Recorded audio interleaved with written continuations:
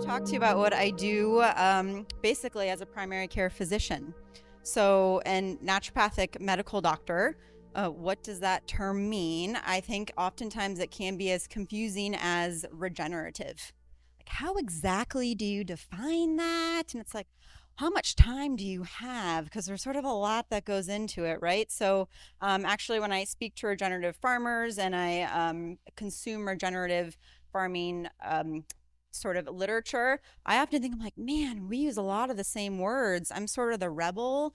I sort of swim upstream a little bit. I don't have a system supporting me. I'm not in conventional healthcare, even though I am an insurance taking primary care physician. So all that to be said is that naturopaths, I sort of feel like we are the ones that are trying to create a bridge. And that's oftentimes how I see my role, is sort of between the natural world and also the conventional world. And basically, how can I best meet my patients? So I'm working with patients one-on-one as a primary care physician in North Idaho and trying to get them to basically care about what they eat. And we'll talk about today how there's so many different levels of that. And I guess one other thing I'd just like to say about being a naturopathic doctor, naturopaths for decades have thought human health begins in the gut, in our microbiome. I think before we knew that we were actually more bug than human, which is actually true. We've got more microbials than actually human DNA cells in us. All naturopaths thought that health starts in the gut. And I think most of us here were on the same page as soil health, nutrient health, plant health also starts in the soil. And so for me, if soil health is a direct reflection of what's happening to our human microbiome, I'll just say that GI complaints are one of the things that I seek into my office most frequently as a chief complaint. So really, we are all on the same team trying to promote the same things. And so we've been talking so much about sustainable soil, sustainable farming practices, how we're seeing benefit in that. How about sustainable behavior change? But first, just a little bit of sort of a personal journey. Denise asked me to touch base of sort of how did I get here? And I think, well, I wanted to ask of how many of us have had a food as medicine moment, sort of your eureka moment. I think if you're in this room, you probably ever had that moment or a series of moments leading you to this place where you have a recognition of what you put in your body matters and it makes a difference. And I was really lucky. I had mine when I was about 14 years old. I saw my Aunt Jan, who I was very close with. She was diagnosed with pancreatic cancer. As many of you might know, that's usually caught in stage 4 when it's already metastatic. And that was the case for her.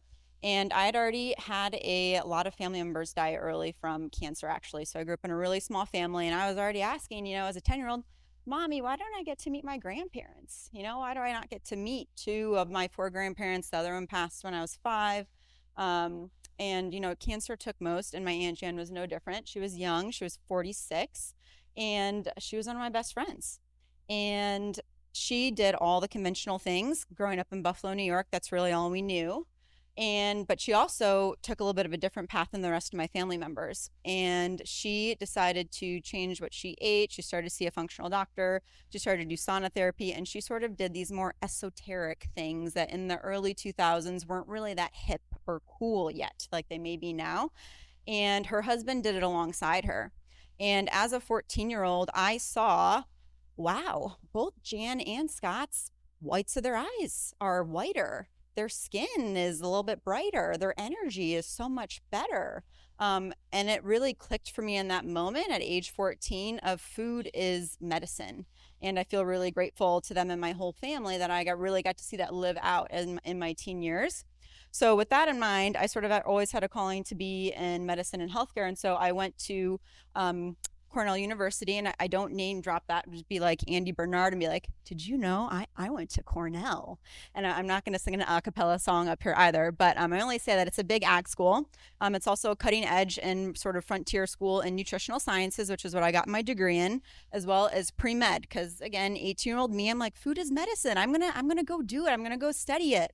And really it was 4 years of being taught USDA guidelines, RDAs, recommended daily values, and just sort of regurgitating information that I didn't really believe in. Don't even get me started on the fact that I didn't learn until my senior year. We actually had an organic farm on campus that nutrition students were never taken to. I only knew and started to go because I had a friend working on the farm, and I started to WOOF, which is an organic farming program over in all over the world, actually. But I started to do that when I studied abroad and came back and thought, well, where can I find this in Ithaca, New York? And sure enough, it's been right underneath my nose the whole time. I still have a little crusade in me if I want to go back and take some of those nutritional science students to the farm. But I did that in my own way because right after graduating, I'm feeling really jaded. I've been shadowing doctors at that point too, thinking, well, I'm not sure if health is in this healthcare system that I'm seeing. I'm also feeling unsure about just being in medicine in general at this point. I did an internship in organic farming and sustainability over in Italy, and I maintain that I learned more in those 4 months than I did in my 4 years of undergraduate at a university, because I was actually getting to experience nutrition, nourishment, and real food from the ground up, be able to pick it, grow it, cook it, and then enjoy it in community. So I'm really grateful to that internship, and then that spurred me for the next basically 5 years volunteering on different farms of all sorts and also shadowing all different sorts of doctors, medical doctors, naturopaths, osteopaths, nutritionists, and then in between also being on different farms as well, trying to learn our food system. Because at that time of my life, in my 20s, I was thinking, well, how do I want to contribute to human health? As a doctor or as a farmer? Because from my point of view, I was seeing that farming done in a certain way really had a potential to affect human health a lot more than what I was seeing in some of the healthcare I was being involved in.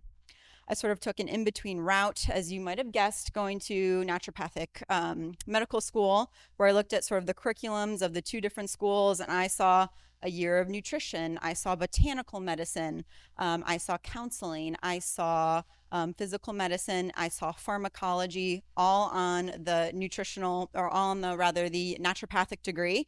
And I decided to go to a route where I could meet my patients with a few more tools. And so I have been in practice in the last few years in North Idaho, practicing as a primary care physician.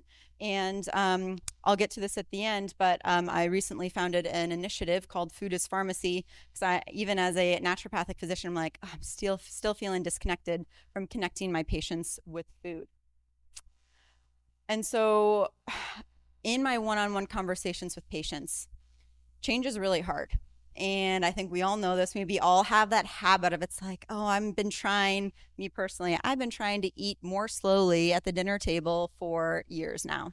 And sometimes we just need someone else to help hold our hand, or something that's important enough as a why for us. And so even as giving an example of trying to get a patient to quit smoking, or, even if you're in a family and you're trying to get a family member to quit smoking, so much easier said than done. And so just setting the scene a bit, these are all things that we know and we are already aware of, but I just want to lay the scene of sort of the system and the boulder that we are all trying to push uphill against as a collective here. And so one is this research from Dr. Chris Van Tilliken. He is a NHS doctor practicing over in the UK, and he's written this book, Ultra Processed People. And this is his brain scan here of people eating ultra processed foods and its effect on basically dopamine signaling. So the dopamine signaling, it's coming into the prefrontal cortex here, creating new pathways basically of addiction. This is pretty similar patterns if you were to be looking at a brain on cocaine, a brain on heroin, so basically any sort of addictive substance. And then there's also some relation to the memory back in the hippocampus back here. So basically your brain gets used to this signaling. And so number one, something we're addicted to is just ultra processed foods in general. We've talked about this a bit with the taste of it. Sherry went through that. We also have an addiction, or rather this sort of, Sherry talked about, we are wired to survive, and sugar is a survival signal. So this is something I'll talk to my patients about, where I'll say, we are in a system where your biology is hacked, and it's not your fault, but it is your problem. So I really try, even just naming that and trying to take the onus off of them of, hey, we have hacked biology at this point. We've got brains that are still on the Sahara Desert searching for food, and we've got sugar on every single basically corner in the United States. So it's something where, again, we are fighting an uphill battle. And we're also addicted to convenience and quick, especially here in the US. As I've spent quite a bit of time working, farming, guiding, living over in Italy. And this is a movement by Carlo Petrini called Slow Food Revolution, where basically in his small town in Italy, he saw a McDonald's moving across the street and he just put a flag in the sand and said, I'm not standing for this. I want slow food in my country. I want slow food in my town. So it's basically a community of now people all over the world trying to get back to slow food traditions and preserve certain food cultures. And just as some Gallup World Poll data here, in the United States, we rank 72 out of about 140, so we're just about half. And this is total meals cooked per week. 2021 is on the left here, and 2022 is on the right. 6.7 basically meals cooked per week was in 2021, and that's now dropped to 6.1 in 2022. So as Americans, we're not cooking a lot of meals at home. We are addicted to that grab and go convenient culture. And guess what? Regenerative food does not come in plastic wraps so much. And so Slow Food Revolution, just putting a plug out for them because I work with some slow food farmers. You might have a chapter by you. You might want to start a chapter by you in whatever way that you do. So that is something for you to possibly look into. And then we're also addicted to cost. We as Americans are used to cheap subsidized food. Guess what? It also makes us sick. So at what cost is it coming to? And again, I know I'm preaching to the choir here, and I know this slide is a little bit hard to see on the screen, but just to point out, in the United States, we are some of the lowest on the average expenditure of disposable income for our food. So again, in case you can't see this, again, I have the most experience with comparing Italy. 14.6 of disposable income is what Italians spend on their food. We're less than half at 6.7. So how much are we willing to spend on our food to support farmers? And again, that's going to take a cultural paradigm and shift, and being willing to pay, $20 for that regenerative pound and a half of meat that's going to be at your farmer's market versus the grab and go that's at Costco. All this to say is I think we all know we're dealing with this big web and mess. And this is what pops into my brain when I start to have these conversations and speak with others, is basically this spider web of you try to pull on one thing and you're going to move everything else with it. You can't really have talk just about one thing in isolation. It is also connected. And I'm sure each of us could put on 5 or plus more things on this spider web that I just sort of made this one day thinking about, well, how do all these things interconnect and what could be on here when it comes to talking about food? But really today I'm supposed to be going on psychology, basically how do we make a change to all these things? So that's what we're going to be focusing on now that I've set the scene of we are really trying to make people change in a really difficult landscape and bringing someone to their why, bringing someone to their eureka moment, which you may have had yourself. It may not happen in a doctor's office one-on-one. It may be a part of the process, but at least some ways in which I, as a primary care physician, am using to try and help support my patients in sustainable behavior change. So 1, we're going to talk about meeting patients where they're at. 2, what gets measured gets managed. 3, understanding the real why. And 4, being driven by data. So with meeting patients where they are, this is a model that I've been sort of working on in my own head because unfortunately, very rarely as a primary care physician in a more rural area, am I getting to talk about regenerative ag with my patients. Sometimes it's right here of just like making them more aware of what they're putting in their mouth has an impact on their health, and trying to see how can I maybe help step them in one level at a time to try and get a bit more to the bullseye. So the ultra processed eater, this might be someone, and we'll go over a patient example with this too. This might be someone who standard American diet, really no sense of what they're putting in their mouth has an impact on their health. The second rung, we might have the awakened eater. This is someone who they might have an understanding of, oh, if I eat less carbs, I lose weight, or they say paleo is good for me, so I'm going to try paleo and try that for my health. The third sort of inner rung is the whole foods eater. This is honestly probably where a lot of my patients are coming to me at, where they might be shopping at Whole Foods. That's why I sort of termed it this, of they're trying to spend their dollar in a better way, try and do the right thing, try and source better. But really, what ideally we're all trying to get to is this regenerative eater, where this type of eater is thinking about what they eats, and how that is such an important aspect to their health, to planetary health. And how can we sort of, because most Americans, we are in this sort of thing. We have really no awareness what's going on. We're in this really broad scope. And again, trying to think about, when I look at the patient in front of me, where are they on sort of this level, and how can I try and step them in one at a time? Because if I try to go from here to here, I might lose them. That patient may not be coming back to my office, and they might say, that hippy dippy doctor, she is off her rocker. What is she talking about? That what I put in my mouth has an impact on my health. So really trying to meet someone where they are, trying to get a read on that in the first visit. And also just, as a physician who's trying to practice food as medicine, and someone who's believed this for most of my life at this point, in healthcare, as physician, as any sort of healthcare worker, you just have to start with the question, what do you eat? How many people are asked that in their doctor's visit? I'm actually curious. Has anyone asked that in their annual visit? What does a typical day of eating look like for us? I saw a couple of hands go up. It's happening more. It's not so common necessarily in a 15-minute visit. This is another reason I chose to become a naturopath, is because I get a 90-minute intake with my new patients. I really get to go into all determinants of health with them. What's your support system like? We've talked about that a lot today, of like, what support do you have? What are your stressors? What's your sleep like? What's a typical day of eating like for you? And this is where I'm also careful of try not to shame either, because number one, we've talked about accessibility. We've also talked about where is someone in awareness. And we've also just talked about we have a really perverse, unfortunately, sort of food culture in the US. We tend to be about deprivation, about restriction, about fad diets. I'm all in, I'm all out, I'm on the bandwagon, I'm off the bandwagon. This is why the term sustainability for me in terms of behavior change is so important.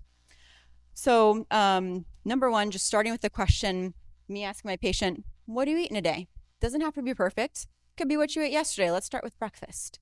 And just trying to make it a really low-key thing where I'm not judging them of like, oh, you didn't eat a grass-fed Kamut, bulgur burger. It's like, no, let's start it casually and not make it so pretentious. So I've changed all patient names, and these are no real patient pictures just for sake of privacy. And this is John. I started to see John about 2 years ago. He was a 39-year-old male at the time, presenting for chronic reflux. He had never been to the doctor before, really, since he was a kid. And for those who can't see in the back, this was his determinants of health. I literally just copy and pasted this from my chart, so I'm not making this up. Breakfast was 2 Egg McMuffins, lunch was Subway, dinner was Chipotle, snacks were chips, and he's currently fasting. He's lost 13 pounds. He's trying to eat primarily low carb. So like, hey, food is medicine, right? Like he's not doing that bad, I think, in his brain. And he was coming to see me for chronic reflux, and I was really going through with him. I was like, okay, do you drink caffeine? No caffeine. What about alcohol? No, I don't drink. Like, well, processed foods could be having an impact. Oh, we went through it, and I really had to dig until I finally said, okay, well, no, you don't drink coffee, but how about energy drinks, anything like that? And he said, oh yeah, I have 4 5-hour energy drinks in a day. Well, gosh darn it, John. Man, we got to minute 60 before I was able to get that one out of you. Man, you're really hiding that. So it's like, haha, this is that amount of caffeine. That is why you are having so much reflux. So his treatment plan was I educated him on basically reflux triggers, which included caffeine. Instead of taking something away, I didn't say, hey, stop the Egg McMuffin, stop the Subway, stop the Chipotle. I said, add in 1 vegetable.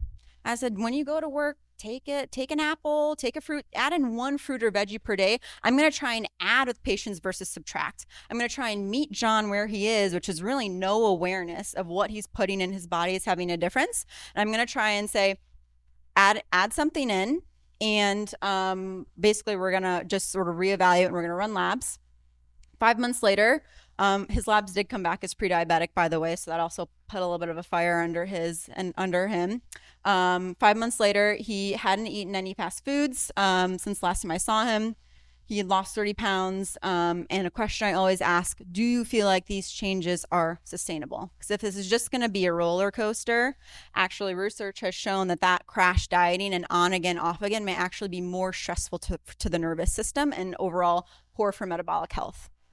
And I just sort of, again, recopy and pasted his updated when I asked about, because it's not just enough to ask about it once. As a physician who cares about food as medicine, it sort of has to be a regular, but also like non-judgy question of like, hey, what's your eating pattern like these days? And it had changed to now some sort of protein. So simple chicken steak or beef jerky with Dave's Killer Bread. And then he was having more steak, salad and eggs, occasional soda, no energy drinks for months. Reflux also went away, by the way, which is a huge one. He was having 15 Tums in a day. I was like, oh my gosh, for 15 years. Yeah, really not great, but he's in a much better place, which is fantastic. Phrases that I use with John to try and meet him where he was at. Because, again, 39, he's in construction. He does not really want to make any of these changes, but it was moving the needle slowly with him and sort of buying his trust. I told him this is an experiment. This is not permanent. In the end, you get to choose. We're just going to see if things feel different in your body one way versus the other. And it can be temporary if you want it to be. But in the end, you get to decide. And we're just going to see if there's a difference. And again, the other thing I will say is adding and not subtracting foods is a good place to restart, because if we're feeding people more nutrient dense foods, they're actually going to stop and not be craving so much some of that other stuff as well. So that was John. The second pillar that I'm talking about is what gets measured gets managed. I've sort of stolen this phrase from Peter Attia, who's a medical doctor who's doing a lot of sort of longevity research, and he's all about data and measuring, and I am too, the ways in which we can.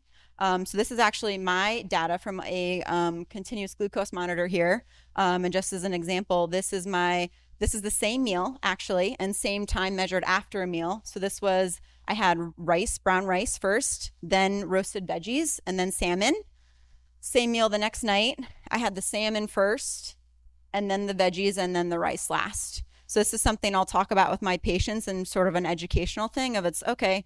Sure, what you eat matters, but also, in terms of blood sugar management, the order in which you eat it also matters. So sometimes people seeing this data, this was a big light bulb moment for me. So when I'm looking at our breakfast plate this morning, I'm thinking, well, I'm going to have the sausage first, and I'm probably going to have that piece of toast last. And so a patient I use something like this with is Laura.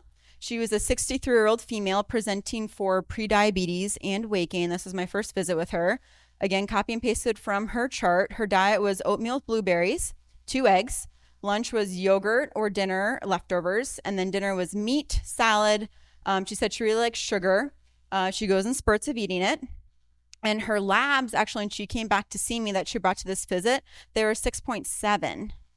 And the fasting glucose was 137. And so for those a little bit more medically inclined, you might recognize 6.7 is fully into the diabetes range. So Laura and I talked about it that day at that visit, and she said, well, both my parents were diabetic, so I guess I'm just sort of destined for it. And I sort of, I can't really escape it. And I did my best not to jump out of my chair and shake her, say, Laura, no, your genes are not your destiny. And we did have a long, thoughtful talk about it. And it took a lot of motivational interviewing skills sort of on my part, and also her openness as well, to feel like, okay, I am maybe ready and motivated to make some changes, because we talked about the long-term effects of diabetes. So her treatment plan was, we're going to keep a really close eye on your A1C. We're going to repeat it in 3 months, return to my office. So again, my patients, they know that I care. They know that with the time that I'm spending with them and that the amount of education we're talking about and discussing, I literally have a slideshow for basically my prediabetes people. I'm like, let's go through these educational things. And it goes through food pairing, postprandial movement, which basically moving after you eat, and glycemic index. And for those who are open, I'll also prescribe a continuous glucose monitor. I just saw Laura recently, so this is 1.5 years later. I just saw her in August. She reported overall her energy has improved. She lost weight and has maintained weight loss over the last year, which I don't really care about, honestly. I care more about the metabolic markers. The weight loss is a nice side effect that comes along with that. But her A1C was 6.7, now down to 5.8. And she's maintained that for over 1 year now. Because Laura and I, what she needed What Laura needed, reading her as a patient, she needed someone running that A1C on her every 3 months. So she had a deadline of something to be accountable for. So for Laura, that regular data management of taking a look at her A1C is what has kept her on track. Her fasting glucose is also 30 points lower. Her insulin is under 10, which is almost optimal. So some other tools of what I will use for measuring in patients. We already talked about A1C here. Insulin I'll do on some as well, depending on insurance. CRP, which is an inflammatory marker. You know, we've talked so much about omega-3, which is an anti-inflammatory component in beef today. And that's something with some of my weirdly high inflammation patients. I'm like, well, if we changed around your meat source to regenerative, would that reduce it? That would be a fun experiment to do with these people. Tools that I'll use, continuous glucose monitor. Just a side tangent is like, what was the word that Jacqueline used? She was a recovering primary care physician. Oh man, that resonated so much. Oh, fighting insurance all the time. It's really, really special. I don't even know what word to put in there, but continuous glucose monitors, which are a very handy little tool that will sort of taste your blood and the sugar in your blood for 2 weeks at a time. It'll give you really great feedback data. The insurance will only cover these for insulin dependent type 2 diabetics. So I recently had a man come in, he was diabetic, used to be insulin dependent, no more. He asked for a continuous glucose monitor. I said, of course, I'm not sure if insurance will cover this. He took it to the pharmacy. I got a prior auth. In case you know what that means, it basically means a lot of paperwork for your doctor, which I do myself. And that was still denied, even though I put in all the medical reasons why. So insurance can be tricky. These usually cost about $50 each if you're doing out of pocket. Fitness wearables can be helpful. And then we've alluded a little bit to this food density meter that Dan Kittredge and the Bionutrient Institute is working on. Like that would be a really interesting thing for people. Again, people like data. They want to know what they're doing. And then the accountability piece, people do great with regular check-ins. Our medical system is swamped right now. You know, as a primary physician, I'm also swamped, but people being on the books to be like, oh, I have an appointment with Dr. Carr in 3 months. I better be on my game for getting that A1C. And as Sherry talked about the taste, I have a lot of those patients come back. They're like, I had that brownie that I'd always get every week when I went to the grocery store. I couldn't eat it. And actually, it made me sick. I had to leave the grocery store because I was so nauseous. So people's taste buds, they adapt and they change. So, and that's actually one thing I meant to say is like a naturopath. I believe in the regenerative capacity of the human body. Like that is something that's a core tenet of naturopathic medicine, just as we all believe in the regenerative capacity of the soil. While as much I think we humans think we're separate from nature, we actually are a miraculous reflection of it. And I believe in the miraculous regenerative capacity that all of our bodies have in healing. So that's a tenet that I hold true and I tell all of my patients about of, you know, and I've seen such miraculous things in my office. Our bodies truly are miraculous, regenerative, capable more than machines than we have. The third tenet, understanding the real why. Root cause medicine is sort of something that gets thrown around a lot these days, but as a naturopath, you know, I really try to think about, well, what, I get to ask the question why, and I say that to all my new patients. I like to ask the question why. Why are you having this symptom? What is it trying to tell us? What is your body trying to tell us with these symptoms? So while I've now understood there are many little roots, as there are in any good mycorrhizal complex fungi system, is there one sort of main taproot that we can get to? And as an example, I'm going to talk about patient Janine, who was a 49-year-old female presenting she already had diabetes, diagnosis of diabetes and weight gain. Her diet recall was frozen breakfast burrito, canned chicken for lunch with quinoa, brown rice, and dressing. Dinner was beef in a crock pot. She liked Kit Kats and would have snacks of popcorn. She said she can really crave sugar. And her labs that she brought to me were an A1C of 7.6. So somewhat managed well in diabetes. She's not on insulin. And my impression from that day from her, this is what I, again, just copy and pasted from my chart when I was preparing for this presentation. I wrote, Janine is a 49-year-old female presenting to established care. She has, we've used this phrase before, fallen off the bandwagon from her previous goals of weight management and hemoglobin A1C. She reports it was due to the influence of her husband, to tisk, and from self-sabotage. As a mental emotional component is at play, an addition of a counselor would be useful at this time for the whole person approach. So again, as a naturopath, I'm really trying to take that holistic person care into account, and I can't do it by myself. Also, visits, while longer, they're still not that long. They're not long enough. So I made a referral to a counselor. So we got updated labs for her. I referred her to a counselor. In the beginning of my practice, for habit change, I was telling patients, go read Atomic Habits by James Clear. It's amazing. Or I would give them this handmade exercise I've done. It's called Values and Vision, and it gets people really clear on their why. And it's like, post it on your fridge, put it on your mirror. Those didn't work, which is why I'm sort of talking about all these other tools now. People never did those. And 1.5 years later, I just saw her in July. She's using a continuous glucose monitor to help keep her accountable.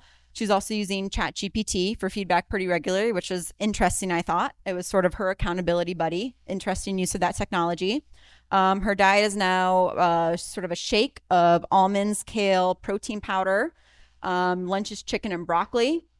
And dinner is a smashed burger with no bun and goat cheese. Her A1C is now 6.8.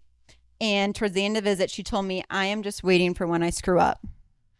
So to me, the root cause, that relationship with food that we had talked about earlier, I think it was, again, Jacqueline again, who had said, when you ask someone, what's your relationship like with food, which I do ask that, if someone has a certain relationship with food, it's more than just what they eat. It's connected to that whole spider web that we looked at, right? So for her, I said, she hadn't yet started with counseling despite the referral 1.5 years earlier, and we really got clear on why she needed to go and seek counseling. So that's sort of what her homework was for this last time. So for Janine, understanding her impetus for change was getting to the real why and bringing more team members on board and sort of getting over that self-sabotage aspect of things. And the last aspect here is data. People love data. I love data. I love to be able to say to my patients, studies show, or a recent experiment just came out showing that grass-fed beef is 6 times higher in omega-3s than grain-fed beef. Like, people want to hear that. People want that data. So I'll use some data to go through with my patients. This is sort of old data now at this point, but this is from David Montgomery's lab, basically omega-3 to omega-6 ratio, which Dr. Van Vliet went over so beautiful this morning from his own research lab. So basically, I'm looking for things like this that I can present to my patient and say, this is why you need to make the change. Studies show, latest research says, because people will buy into that as my patients, and then also investors, funders, entrepreneurs, this is what people want to put their dollar behind. This is research out of the Bionutrient Institute with Dan Kittredge, which we've also talked about a bit today. And this was hydro tomatoes. So basically percentage change of hydroponic from soil-grown tomatoes. And you can see that there was a negative correlation with basically the amount of micronutrients. So this is zinc, iron, calcium, potassium, sulfur, phosphorus, magnesium. Those are all in lower amounts. And again, I'm a naturopath, so I measure some esoteric things sometimes. B12 and folate are things that I actually measure pretty regular on people, because I think those, I forgot who mentioned it, maybe it was Dr. Van Vliet, but he said, oh yeah, he did say that, bees are so important for growth. They're also so important for humans, energy, mood, methylation cycles, which is how our cells communicate. So I have sort of come around to, as someone who's such a food as medicine person, as someone who eats food as medicine, when I ran B12 and folate on myself, I was like, my levels are not optimal. And just as a sidebar, a lot of time the levels that you're seeing on labs, they also are not, if I see someone with a B below 200, rather than 300, I'm like, oh, no, you're probably having nervous system problems. And the normal range on that lab for LabCorp is like 250. And that's way too low, in my opinion. So I have come around to the fact of, well, our soil health sort of sucks. So I guess we might need a multivitamin to actually get people to have the micronutrients that they need. So a multivitamin like this one, where it has the things that I wanted, it has the B's, it has the vitamin E, it has the vitamin A. Just think about the world where I don't have to sort of think that this is a baseline need for a lot of people because of our soil health, because our soil health is actually now so good. I would love to see that world. And people, they don't want to be on pills of any sort. And I know that as a naturopath, even if it's a green supplement, it still is a pill for an ill. And so I am still trying to get to a place where how can I no longer be saying sort of most people, myself included, might need a multivitamin. And by the way, this company, Pure Encapsulations, they are third-party verified, which I appreciate, but they're owned by Nestle. So that sort of conglomeration is also happening within the supplement industry as well, which is something that we all should be taking account on. This is work that just came out in February of this year, which talked about an ultra-processed diet or minimally processed, looking at basically weight and cardiometabolic health data. This came out of Dr. Chris Van Tilliken's lab again, and their primary outcome they were looking for was the participant difference in weight change. But when I was going through this study, I came across this table of adverse effects by diet. Minimally processed is on the left, ultra processed is on the right. In case you can't see these numbers, it is a little blurry. Let me get over on this side. The one thing that was more was diarrhea in the minimally processed foods, because that's probably going from eating less fiber to more fiber. But the amount of reflux was 29 versus 36. Fatigue, brain fog, tiredness was 4 versus 16 in the ultra processed diet. Sleep was 1, meaning they had less sleeping or had sleepiness, had poor sleep, 1 versus 7. Acne, 2 versus 4. COVID infections, 8 versus 15. Like, this is the data I really care about as a physician with clinically meaningful outcomes, is basically all of the adverse effects were so much less. So really emphasizing this data is something that I care about, and I want to be seen talked more about in clinical circles, not just weight gain and cardiometabolic effects.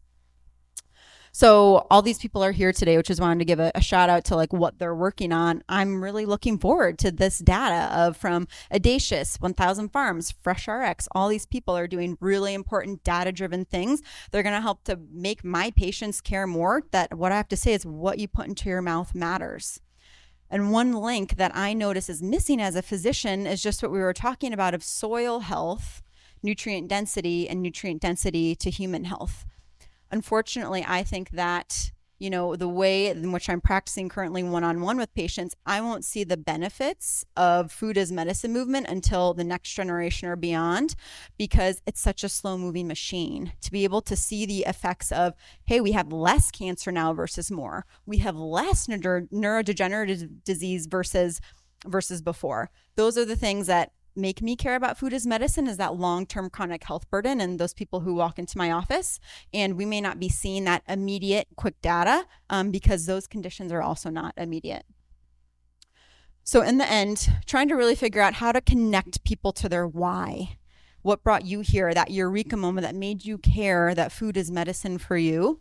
I was recently listening to this book by Will Harris, who's a regenerative cattle rancher down in Georgia, A Bold Return to Giving a Damn. And so it was a great listen and read.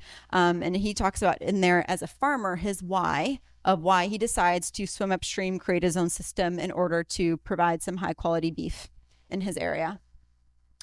So for me, even as a naturopath practicing in North Idaho, I was sitting behind my desk having these one-on-one conversations with patients. I love my patient relationships, but I was like, man, I can never quite get to the regenerative piece with any of my patients in this visit.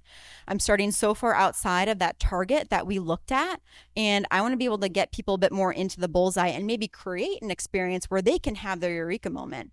I was also missing I still volunteer on our local farm once a week, during the summertime, but I wanted to be able to create an experience where people could come to basically meet their farmer rather, see their farm and understand their farmers why. So I created this initiative called Food as Pharmacy, where I quite literally just pick a regenerative farmer in the North Idaho or Spokane area, say, can you host 20 to 50 people? And would you be willing to give a tour of your farm and basically explain your why? I want you at the table. I don't want this to be a farm to table meal where you don't get to meet the farmer. I want you as a centerpiece of it. And so I've been doing this for the last 2 years. I've had about 250 people come through and enjoy an experience with their local farmer. And so that way we might, as clinicians, need to be taking things outside of the clinical visit. It might not be enough just to have that 15 to 40 minutes with your patient. It might take more of really connecting with a farmer that you respect and hold their practices in high regard, and try and synergize on an event where they can meet their consumer and the consumer can meet their farmer. And therefore we also all gather on the same table and are able to have a meal together, because we've talked about that sense of community is also so important. So within this whole work, thinking about if we're putting patient health or human health at the center, the patient does have a role in this. I think we're talking so much externally, like policy needs to change and farming practices need to change. That's all true, but we need to have a consumer who's educated enough and willing to make change enough to be hungry for that food. We need doctors to be more involved and just asking the question, hey, what are you eating today? We need farmers to be on board for making that conversion to more nutritious food, and ones that won't be so cancer causing. And then we need policy to also support everything else in this. So just thinking about the supply chains that we have, and those have a start and the end, how can we start to create more of a circle between all of these players and components? And so things that I have as hopes, dreams, thoughts of maybe how doctors and physicians can get involved. What if my clinic were to be a pickup for a local CSA? That would be a pretty strong message of, hey, food is medicine. Come and get your food from, where you might get other medical advice. Thinking about, would I have an engaged enough clinic to have people who want to do a book club and read A Bold Return to Giving the Dam, or Omnivore's Dilemma, or you name, there's so many, Pharmacology by Daphne, so many great books out there. Watch a documentary together. I give my patients recipes, and I've had patients bring recipes back to me of or bring their kimchi to me of here, try this kimchi that I made. And then one sort of long-term goal that I've always had my eye on since I was an undergrad is changing the food served in hospitals. It's just so tragic when you go into hospitals and you see what's served. How can we be practicing medicine if that's what's served? So just some small ways to big ways that I think that we can all maybe think about getting that going. It truly does take a community effort. This is a picture of the farm to table dinner for the Food as Pharmacy I just had in Spokane, October 4th of this year.